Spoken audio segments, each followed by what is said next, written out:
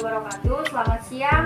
Kami dari kelompok 6 mata kuliah telaah dan pengembangan kurikulum dengan dosen pengampu Ibu Asih Utami SPD MPD.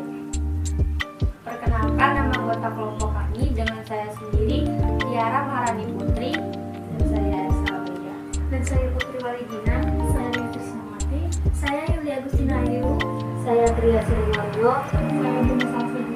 Ini kami akan berdiskusi tentang landasan kurikulum merdeka.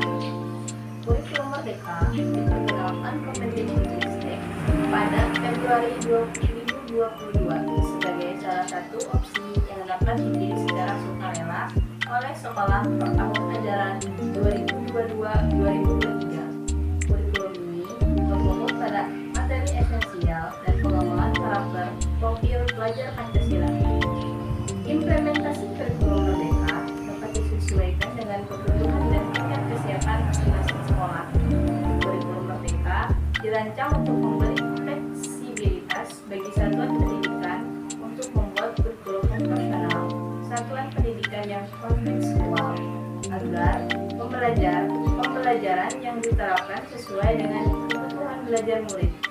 Ya sih, apa yang dimaksud dengan kurikulum merdeka? Kurikulum merdeka adalah kurikulum dengan pembelajaran intrakurikuler yang beragam di mana konten akan lebih optimal agar peserta didik memiliki cukup waktu untuk mendalami konsep dan menguatkan kompetisi. Guru memiliki keleluasaan untuk memilih berbagai perangkat ajar sehingga pembelajaran dapat disesuaikan dengan kebutuhan belajar dan minat peserta didik. Proyek untuk menguatkan pencapaian profil belajar Pancasila dikembangkan berdasarkan tema tertentu yang ditetapkan oleh pemerintah. Proyek tersebut tidak diarahkan untuk mencapai target capaian pembelajaran tertentu sehingga tidak terikat pada konten mata pelajaran. Singkatnya, kurikulum Merdeka merupakan suatu program pendidikan yang lebih mengutamakan kreativitas dan keaktifan setiap pelajar. Seperti ketika dalam pelajaran prakarya, pelajar dituntut untuk mengkreasikan barang-barang bekas menjadi barang-barang berguna dan memiliki nilai estetika. Contohnya sih kayak pensil, dari stik bunga, dari sedotan bekas, contohnya seperti dari botol bekas menjadi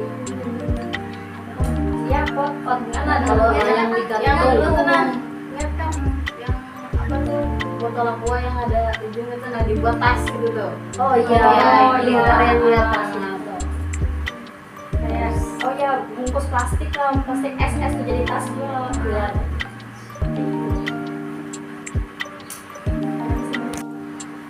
Mengapa kita memerlukan kurikulum merdeka?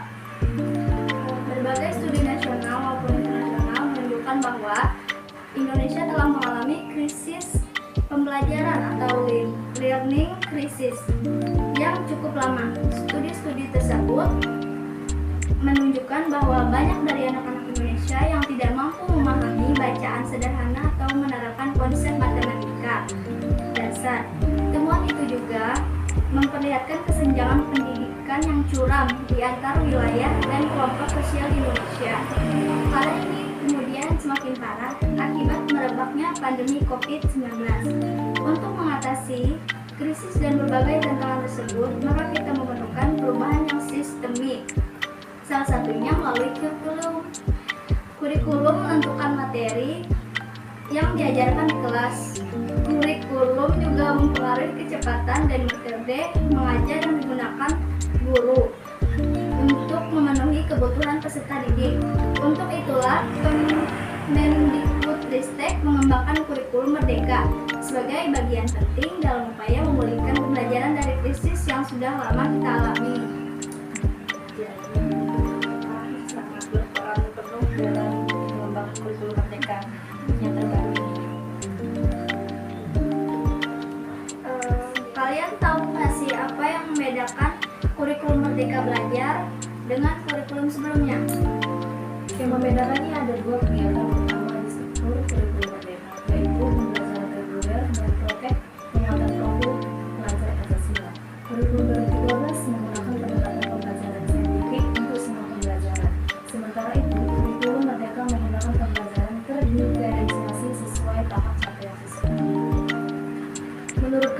2014, pendekatan saintifik atau scientific approach adalah model pembelajaran yang menggunakan kaidah-kaidah keilmuan yang memuat serangkaian aktivitas pengumpulan data melalui observasi, menanya, eksperimen, mengolah informasi atau data, kemudian mengkomunikasikan. Sedangkan pembelajaran berdiferensiasi adalah pembelajaran yang mengkomodir kebutuhan siswa dalam kegiatan belajar. Guru memberikan perhatian terhadap karakteristik siswa yang berbeda-beda sehingga tidak bisa diberikan perlakuan yang sama antara satu siswa dan siswa yang lain yang berbeda.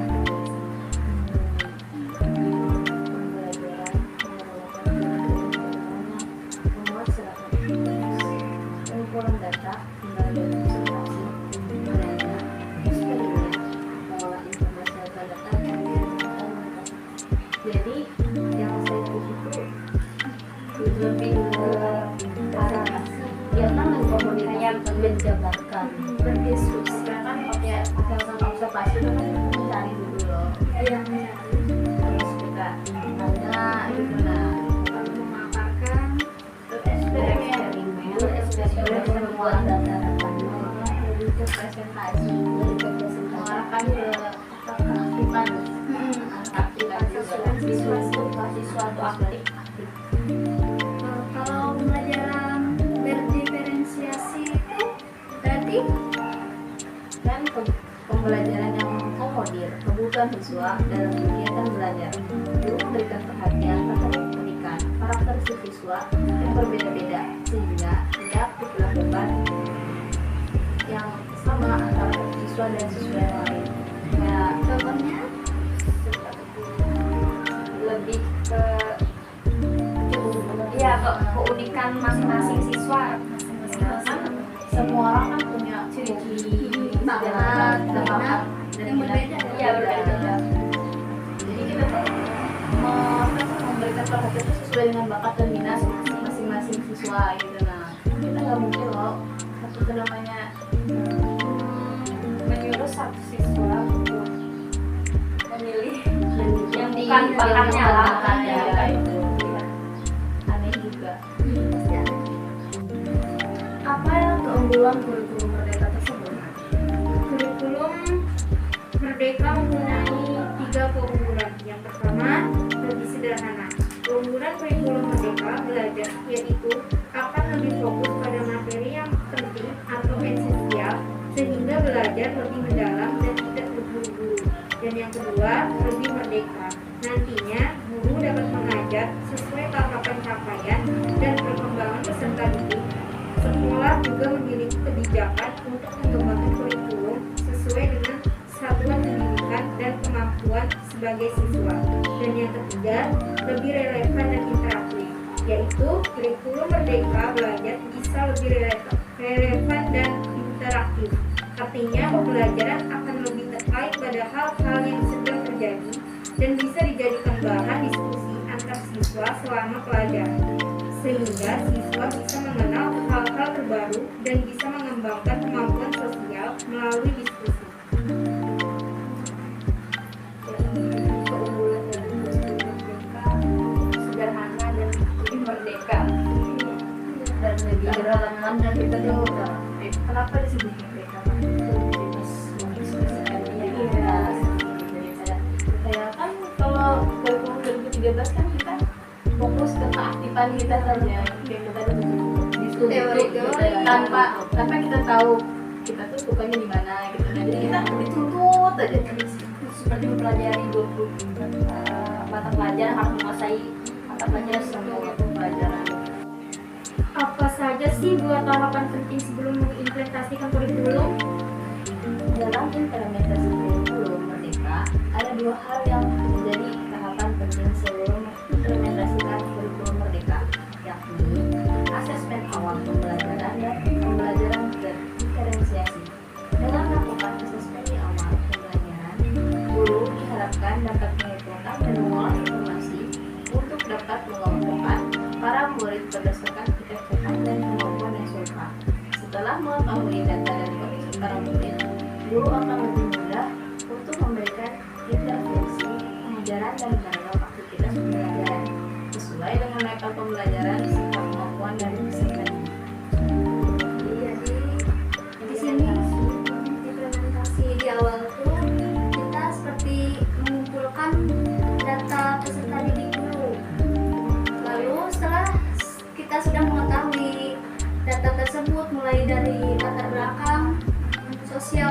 padanya, lalu terus bakat, kita menyalurkan kemampuan peserta didik tersebut ke dalam minat dan bakat yang sesuai dengan kriteria siswa tersebut.